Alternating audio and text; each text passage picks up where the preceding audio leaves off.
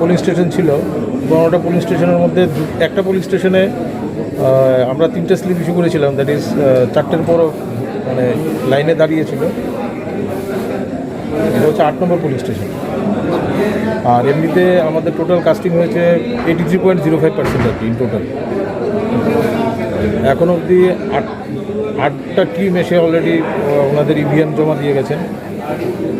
তো মোটামুটি we are expecting that within 1.5 hour আমরা এই প্রসেসটাকে কমপ্লিট করে নিতে পারব। কুমারঘাটে এই ধরনের কোনো ক্ষতিকর ঘটনার খবর নেই, একদম এভরিথিং ওয়াজ পিসফুল।